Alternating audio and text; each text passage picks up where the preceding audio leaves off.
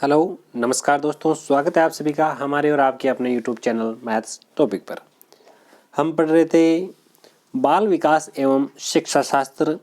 पिछले वीडियो में हमने देखा था जो मॉडल पेपर फर्स्ट है उसके 30 प्रश्न जो बाल विकास और शिक्षा शास्त्र से संबंधित थे। आज अपने इस वीडियो में देखने वाले हैं मॉडल पेपर सेकंड, उसके बाल विकास एवं शिक्षा शास्त्र संबंधी जितने प्रश्न यानी कि 1 से लेकर 30 प्रश्न जो है वो हम पूरे देखने वाले हैं, जो कि हल सहित। तो मित्रों, शुरुआत करते हैं आज के पहले प्रश्न की। आज का जो पहला प्रश्न है वो कुछ इस प्रकार से है कि डेविड एवं मन के अनुसार अधिगम निर्योग्यता वाले छात्र की विशेषताओं में से संबंधित तथ्य जो है वो कौन सा नहीं है। यानी हमारे पास 4 कथन दिए हुए हैं, उनमें से 3 कथन जो है वो डेविड और मन के दिए हुए हैं और जो एक इनमें से है वो इनके अलावा मिलेगा। पहला ऑप्शन है मानसिक योग्यता का आंशिक होना, बुद्धि लब्धि 100 होना परंतु विचलन होना, बुद्धि लब्धि 100 होना परंतु उसमें विचलन नहीं होना, और लास्ट ऑप्शन है मनोवैज्ञानिक प्रक्रिया में स्पष्ट अंतर होना। तो इसका आंसर हमारे पास हो जाएगा ऑप्शन नंबर 3। क्या ऑप्शन हो जाएगा? Option number 3। कारण यह है कि अधिगम निर्योग्यता वाले बालकों की बुद्धि लब्धि में 100 होना परंतु उसमें विचलन नहीं होना, तो उसमें सुधार होने की संभावना नहीं होगी। अगर उनमें विचलन होगा तो उनमें सुधार आसानी से किया जा सकेगा। ये विशेषता जो है वो अधिगम निर्योग्यता वाले बालकों की नहीं होती है। ये हमारे पास जो थर्ड ऑप्शन है वो वाली। नेक्स्ट क्वेश्चन पे चलते हैं। आज का सेकंड क्वेश्चन है कि निम्नलिखित में से कौन सा पुनर्बलन का उदाहरण है। ऐसा कौन सा ऑप्शन है जो पुनर्बलन का उदाहरण है। मान लिया बच्चे ने कोई काम किया, बच्चे को या तो शाबाशी देंगे, टॉफी देंगे, उसको सर्वोच्च अंक प्राप्त करने पर मेडल देंगे, बच्चे द्वारा अच्छा कार्य करने पर उसको कहेंगे बहुत अच्छा बेटे। तो देखिए, बच्चे का पुनर्बलन बढ़ाने का सबसे अच्छा उदाहरण है बच्चे को तुरंत हैंड टू हैंड उसका रिजल्ट मिलना। जैसे बच्चे को प्रोत्साहित करने के लिए उसको एक टॉफी दे दी, चॉकलेट दे दी, ये इसका ऑप्शन हो जाएगा। वैसे बच्चे जो अधिगम निर्योग्यता के शिकार हो जाते हैं उनमें कौन सी विशेषता पाई जाती है। निम्न स्तर का उदाहरण पाया जाता है, निम्न स्तर का गामन कौशल पाया जाता है, पढ़ने लिखने में उनको कठिनाई होती है, या फिर ऑप्शन डी यानी कि सारे के सारे ही लक्षण उसको होते हैं। यानी ऑप्शन डी इसका करेक्ट हो जाएगा। एक छात्र को आधारभूत कौशल लेखन, वाचन एवं पठन में दिक्कत होती है, यानी उसको कठिनाई होती है। इस बालक की अधिगम निर्योग्यता किस प्रकार की होगी। सामान्य अधिगम निर्योग्यता, विशिष्ट, जटिल या असामान्य अधिगम निर्योग्यता। तो इसका सही और सटीक जवाब हो जाएगा हमारे पास ऑप्शन नंबर 3, जटिल अधिगम निर्योग्यता। और इसका कारण ये हो जाएगा, जटिल अधिगम निर्योग्यता उस स्थिति में मानी जाती है जब छात्र आधारभूत कौशलों को भी सीखने में कठिनाई अनुभव करता है। क्या हुआ? यदि नॉर्मल वाली आधारभूत जो चीजें हैं, आधारभूत कौशल जो है उनको सीखने में भी कठिनाई अनुभव की जा रही है, तब हम कह सकते हैं कि जटिल अधिगम निर्योग्यता का शिकार बालक है। हमारा आज का 5वां प्रश्न है। प्रश्न लिखा हमारे पास में 3 अलग अलग डायग्राम बनाए हुए हैं। पहले वाले में 2 लाइनें सीधी है, दूसरा वाला प्लस का निशान है और उसके बाद 2 लाइन सीधी और एक सीधी सपाट लाइन खींची गई। इस चित्र को एक छात्र द्वारा एक संगठित रूप में देखा जाता है, तो गेस्टाल्टवादियों के अनुसार ये क्रिया किस नियम के अंतर्गत आती है। निरंतरता के अनुसार या निरंतरता के नियमानुसार, रिक्त पूर्ति का नियम, समीपता का नियम या फिर समानता का नियम। तो मित्रों, इसका आंसर हो जाएगा समीपता का नियम, क्योंकि समीपता के नियम के आधार पर जो उद्दीपक है, उद्दीपक के अवयव जो है एक दूसरे के समीप रहते हैं तथा उनकी समीपता के कारण उनकी संगठित रूप में वो दिखाई देते हैं ये प्रक्रिया गेस्टाल्टवादियों के समीपता के नियम के अंतर्गत देखी जाती है। नेक्स्ट हमारा आज का प्रश्न संख्या 6 है। फ्राइड के अनुसार 6 से 12 वर्ष की अवस्था में मनोव्यक्तित्व विकास में किस मनोलैंगिक अवस्था में के रूप में स्वीकार किया गया है? मौखिक, गुदावस्था, लिंग प्रधान अवस्था या काम प्रसुप्ति अवस्था? तो इसका ऑप्शन हो जाएगा option D is correct answer, काम प्रसुप्ति अवस्था। मित्रों, आज का ये वीडियो आपको किस प्रकार का लगता है कमेंट बॉक्स में लिखकर जरूर बताएं। अगर आपने हमारा पहला वीडियो इसी से संबंधित नहीं देखा हो तो नीचे डिस्क्रिप्शन में उसका लिंक दिया हुआ है, या फिर आप ऊपर आई बटन पर क्लिक करके भी पहले वाला वीडियो देख सकते हैं। क्वेश्चन नंबर 6 का आंसर इसके जस्ट नीचे भी आपको लिखा हुआ दिख रहा है। फ्राइड द्वारा बालक व्यक्तित्व विकास की मनोलैंगिक अवस्थाओं को 5 भागों में बांटा गया है, जिसमें काम प्रसुप्ति अवस्था के लिए आयु जो है वो 6 से 12 वर्ष तक निर्धारित की गई है। एक बच्चे के लिए सीखने की जो है वो बुनियादी शर्त क्या होनी चाहिए? बच्चा सीखने के लिए तैयार होना चाहिए। दूसरा ऑप्शन, अभिभावक द्वारा उसको बार बार ये कहा जाए कि पढ़ लो बेटे पढ़ लो। तीसरा ऑप्शन है, विद्यालय में शिक्षक द्वारा उससे खुद काम करवाया जाए। या फिर फोर्थ ऑप्शन है कि सीखने के लिए उसे दूसरे के द्वारा अभिप्रेरित किया जाए। तो मित्रों, इसका सही और सटीक आंसर होगा कि जब बच्चा सीखने के लिए खुद तैयार हो तब ये बच्चे के सीखने की एक सबसे बुनियादी शर्त मानी जाती है। नेक्स्ट हमारा प्रश्न है, एक मानव जो है उसके व्यवहार का 10% भाग, कितने प्रतिशत? 10% भाग जो है वो किस भाग द्वारा संपन्न होता है? चेतन मन, अचेतन मन या फिर चेतन और अचेतन दोनों? फोर्थ ऑप्शन, पूर्व चेतन मन द्वारा। तो इसका सही और सटीक जवाब हो जाएगा चेतन मन द्वारा, ऑप्शन फर्स्ट। नेक्स्ट क्वेश्चन पे चलते हैं। एक बालक कक्ष में एक छात्र के पास में एक सुंदर कलम देखता है और उसको चुराने का मन बना लेता है। या फिर इस प्रकार से बोला जाए कि एक छात्र दूसरे छात्र के पास कोई ऐसी वस्तु देखता है जिसको देखकर उसका मन ललायित हो उठता है, और परंतु उसके मन में आता है कि चोरी करना पाप है, इसलिए उसने चोरी नहीं की। इस कंडीशन में, इस स्थिति में वह किस रक्षात्मक प्रक्रम का उपयोग करता है? बहुत ही शानदार प्रश्न है दोस्तों, कि एक बालक जो है वो अपने साथी सहपाठी के साथ कोई एक ऐसी वस्तु देखता है जिससे उसका जो मन है वो विचलित हो जाता है। उसका मन करता है इसको चोरी कर लूं, परंतु उसके मन में आया कि चोरी करना पाप है, इसलिए वह ऐसा नहीं करता है। तो ये किस रक्षात्मक प्रक्रम का उपयोग है? तो उसका सही उत्तर हो जाएगा दमन। क्या हो जाए, उसने अपनी इच्छाओं का दमन कर दिया है। इसका आंसर सही और सटीक हो गया। नेक्स्ट क्वेश्चन पे आगे बढ़ते हैं हम। हमारा आगे वाला जो क्वेश्चन नंबर 10 है, बालक द्वारा गामक विकास में सीखा गया प्रथम कौशल कौन सा होगा?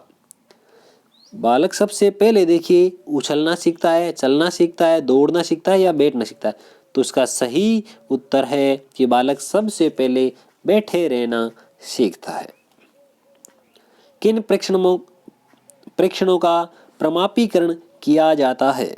निष्पत्ति परीक्षण, निर्धारण, अभिरुचि या फिर अभिवृत्ति? ऑप्शन सेकंड जो है इसका सही और सटीक जवाब हो जाएगा निर्धारण परीक्षण। नेक्स्ट क्वेश्चन नंबर 12, जब सीखने की क्रिया में प्रगति एक समान नहीं रहती तो यह कौन सा वक्र जो है हमें प्राप्त होता है? नतोदर, उन्नतोदर, मिश्रित या सरल रेखीय वक्र? तो इस कंडीशन में कौन सा वक्र हमें प्राप्त होता है? ये होता है सरल रेखीय वक्र। नेक्स्ट आगे बढ़ते हैं। देखिए, सह शैक्षणिक प्रवृत्तियों का चयन जो है वो किसके अकॉर्डिंग होना चाहिए? विद्यालय में उपलब्ध जो साधन संसाधन है उसके अनुसार, बालक की इच्छा के अनुसार, या बालक के स्तर व आवश्यकता के अनुसार, या अध्यापक की सुविधा के अनुसार? इस प्रकार का प्रश्न जो है उसका आंसर जो है वो सीधा ही दिखाई दे रहा है कि सहज शैक्षणिक प्रवृत्तियों का जो चयन है वो बालक की कैपेसिटी के अनुसार, उसकी स्तर के अनुसार होना चाहिए। विद्यालय के साधन संसाधन बच्चे की आगे की जिज्ञासाओं पर प्रतिबंधित नहीं होने चाहिए। बालक का स्तर क्या है, उसकी आवश्यकता क्या है, उसी के अकॉर्डिंग उसकी शैक्षणिक प्रवृत्तियां होनी चाहिए। सौतेली माँ के बच्चों में असमायोजन का प्रमुख कारण क्या है? व्यक्तित्व खंडित हो जाना, मंद बुद्धि होना, प्रेम युक्त मान्यता एवं अपनत्व का अभाव। ये देखिए काफी गहरी चीज लिखी हुई है। गहरे का मतलब है खंडित व्यक्तित्व के खंडन का ऊपर कोई जिक्र नहीं किया गया है। मंद बुद्धि कंपलसरी नहीं कि सभी मंद बुद्धि हो, इनमें से कोई नहीं, ये तो है ही नहीं। तो इसका ऑप्शन थर्ड जो है वो करेक्ट हो जाएगा, प्रेम युक्त मान्यता एवं अपनत्व का अभाव। क्योंकि अपनत्व की कमी आ जाती है, वह बच्चा उसका खुद का नहीं है। नेक्स्ट क्वेश्चन पे बात करते हैं। निम्न में से सृजनशीलता की विशेषता कौन सी नहीं है? सृजनशीलता लक्ष्य निर्देशित होती है। ये अभिसारी चिंतन का परिणाम है। सृजनात्मकता मान्य ज्ञान पर आधारित है। सृजनात्मकता प्रत्येक स्तर पर अद्वितीय होती है। तो इसका ऑप्शन जो सेकंड है वो करेक्ट हो जाएगा। सृजनशीलता जो है ये अभिसारी चिंतन का परिणाम है। क्वेश्चन नंबर 16, एक प्रतिभाशाली और एक विशिष्ट प्रतिभाशाली बालक में किस आधार पर भेद किया जा सकता है, अंतर किया जा सकता है? उसकी बुद्धि लब्धि के आधार पर, उच्च निष्पत्ति के आधार पर, विशिष्ट योग्यता के आधार पर, या फिर उसकी शारीरिक ढांचे को देख करके। तो ऐसा कुछ नहीं होता। एक सामान्य प्रतिभाशाली और एक विशिष्ट प्रतिभाशाली बालक जो है, इनका भेद जो है वो उनकी विशिष्ट योग्यताओं के आधार पर किया जाता है। जो बुद्धि लब्धि है उसका सूत्र कब दिया था और किसने दिया था? ध्यान रखें, बुद्धि लब्धि से संबंधित 2 प्रश्न पूछे जाते हैं जो आपको लगातार प्रश्न दिखाई दे रहे हैं, 17 और 18। दोनों प्रश्नों में क्या क्या है देखिए। दोनों प्रश्नों में अंतर यह है, एक पूछा कब और किसने, तब तो इसका आंसर होगा सही और सटीक जवाब 1916 में दिया था बुद्धि लब्धि का फॉर्मूला, और टर्मन ने दिया था। एक प्रश्न ऐसा भी पूछा जाता है कि बुद्धि का सबसे पहले जो परीक्षण है वो कब हुआ था? अब कई लोग ऐसा सोच लेते हैं कि 16 में सूत्र दिया था और 16 में ही इसका परीक्षण किया होगा, या कुछ उसके बाद में किया होगा। नहीं मित्रों, फॉर्मूला बनने से पहले बुद्धि परीक्षण किया जाने लग गया था, जो कि 1905 में था। दोनों प्रश्न हैं वो अक्सर कंफ्यूज करते हैं। पहली चीज तो 1916 जो है बुद्धि लब्धि का सूत्र दिया गया था। 1916 में 3 ऑप्शन में है, ये तो कुहलमान, टर्मन और जा। ऑप्शन जो है फोर्थ करेक्ट हो जाएगा। टर्मन ने 1916 में दिया था, जबकि 1905 में बुद्धि लब्धि का परीक्षण कर लिया गया था। नेक्स्ट प्रश्न संख्या 19, मंद बुद्धि बालकों की शिक्षा का फॉर्मेट जो स्वरूप है वो कौन सा है? विशिष्ट कक्षाएं उनके लिए लगाई जानी चाहिए, अपनी देखभाल का उनको प्रशिक्षण दिया जाना चाहिए ताकि वो खुद अपना काम स्वयं कर सके, व्यक्तित्व का शिक्षण दिया जाना चाहिए, या फिर ऑप्शन डी, ये सारे काम उनके साथ किए जाने चाहिए। नेक्स्ट बात करते हैं, किस मनोवैज्ञानिक ने प्रकृति के आधार पर व्यक्तित्व का विभाजन किया है? स्पेंगर, थॉर्नडाइक, विलियम जेम्स या शेल्डन? तो ये काम किया था मिस्टर शेल्डन ने। जो थॉर्नडाइक है उन्होंने ये काम किया था, और थॉर्नडाइक ने हमारे पास क्वेश्चन जो है वापस रिपीट करते हैं, किस मनोवैज्ञानिक ने प्रकृति के आधार पर व्यक्तित्व का विभाजन किया था? इसका सही और सटीक जवाब है ये वाला, विलियम जेम्स। ऐसे जाके लिख खेद है। असमान तत्वों के सिद्धांत के प्रतिपादक कौन थे? जो असमान तत्व है उनका जो सिद्धांत दिया गया था ये थॉर्नडाइक ने दिया था। नेक्स्ट क्वेश्चन 22, प्रेरक प्राणी में विद्यमान शारीरिक और मनोवैज्ञानिक दशाएं हैं जो उसे निश्चित विधियों के अनुसार कार्य करने के लिए उत्तेजित करती है। ये कथन जो है वो किसने दिया था? वुडवर्थ, स्किनर, गेटसन या थॉमसन? किसने दिया था? इसका option second is correct answer, गेटसन ने ये ऑप्शन दिया था। 23 अस्वाभाविक उत्तेजक के प्रति स्वाभाविक उत्तेजक के समान होने वाली प्रतिक्रिया को क्या कहते हैं? अस्वाभाविक, संबंध, दोनों या कोई नहीं। तो ऑप्शन 23वें का जो है ये हो जाए इसका संबंध प्रतिक्रिया। अनुवर्ग शिक्षण जो है इसके संबंध में कौन सा कथन जो है वो सत्य कहा गया है? संपूर्ण कक्षा वर्गों में विभाजित रहती है। अनुवर्ग शिक्षण देखिए किसके बारे में कहता है? पहला ऑप्शन है पूरी कक्षा जो है अलग अलग वर्गों में बंटी हुई होनी चाहिए। ये तो अच्छी बात नहीं है, क्योंकि अगर मान लो किसी विद्यालय में बालकों की संख्या भी कम ज़्यादा है तो वो वर्गों पे अलग अलग नहीं बांटी जा सकती। प्रत्येक वर्ग के लिए एक शिक्षक भी नियुक्त नहीं किया जा सकता मोस्ट ऑफली, क्योंकि ये एक बहुत ही ज़्यादा खर्चीली विधि हो जाती है। नेक्स्ट, शिक्षक प्रकरण संबंधी समस्या, हाँ ये ऑप्शन हो सकता है। शिक्षक जो है वो जिस टॉपिक के बारे में चर्चा कर रहा है उससे संबंधी किस किस प्रकार की समस्याएं आएगी वो बालकों के समक्ष, विद्यार्थियों के समक्ष रख सकता है। तो ऑप्शन 3 इसका करेक्ट आंसर हो जाएगा। ऑप्शन 4 भी हम देख सकते हैं, ये उपचारात्मक शिक्षण विधि है, जबकि ये नहीं है। नेक्स्ट हमारा क्वेश्चन है अर्जित गुणों में संक्रमण का नियम जो है वो किस वैज्ञानिक ने दिया था? प्रश्न संख्या 25 है। ऑप्शन फर्स्ट मेंडल, विजमेन, लेमार्क और सोरेनसन। तो इसका सही उत्तर है लेमार्क ने जो है अर्जित गुणों में संक्रमण का नियम जो है वो दिया था। नेक्स्ट क्वेश्चन पे बात करते हैं, क्वेश्चन नंबर 26। निम्न में से कौन ऐसे मनोवैज्ञानिक है जो वंशक्रम की अपेक्षा व्यक्तित्व के निर्माण में वातावरण का प्रभाव जो है वो अधिक नहीं मानते हैं? उनका कहना है कि मनोवैज्ञानिक जो वंशक्रम है उसकी अपेक्षा व्यक्तित्व निर्माण में जो वातावरण है, जो एनवायरनमेंट है, उसकी कोई भूमिका नहीं होती है। क्लार्क, कैंडोल, स्किनर और गॉर्डन। तो ऑप्शन 26वें का देखिए स्किनर, जो ऑप्शन 3 हमें दिखाई दे रहा है वो इसका सही और सटीक जवाब होगा। बात करते हैं आज के 27वें प्रश्न के बारे में। विद्यार्थियों, मित्रों, साथियों, आज का वीडियो जो है इसको कौन कौन से प्रश्न ऐसे हैं जो आपको अच्छे लगे कमेंट बॉक्स में लिखकर बताइए। अगर आपको ये वीडियो पसंद आता है तो अपने साथियों में, दोस्तों में इसको शेयर करें। अगर आपका कोई छोटा भाई बहन कक्षा 10, 11, 12 में पढ़ता है तो उसके गणित में अगर कोई भी प्रकार की प्रॉब्लम आती है तो गणित विषय से संबंधित पूरा कोर्स अपलोड किया गया है इस चैनल पर, आप विजिट कर सकते हैं। Thank you. आगे बात करते हैं। देखिए पहले मनोवृत्ति के विकास के लिए शिक्षक को किन विधियों का प्रयोग करना चाहिए?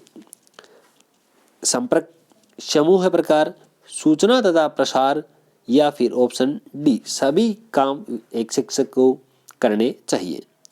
किस सिद्धांत के अनुसार बालक का गामक और भाषाई विकास किया जा सकता है? एकीकरण का सिद्धांत, विकास दिशा का सिद्धांत, विकास क्रम का सिद्धांत, परस्पर संबंध सिद्धांत।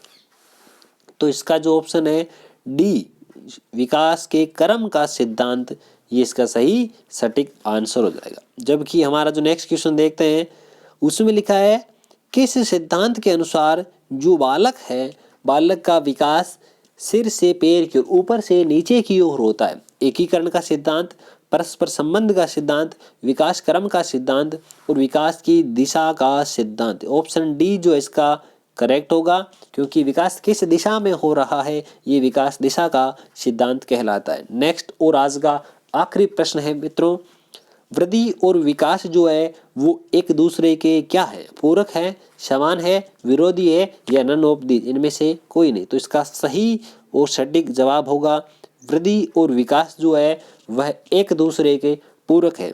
तो मित्रों आज की वीडियो में बस इतना ही। आज मुझे इजाज़त दीजिए, मिलते हैं इसी प्रकार के एक शानदार वीडियो के साथ। तब तक के लिए जय हिंद, जय भारत, वंदे मातरम।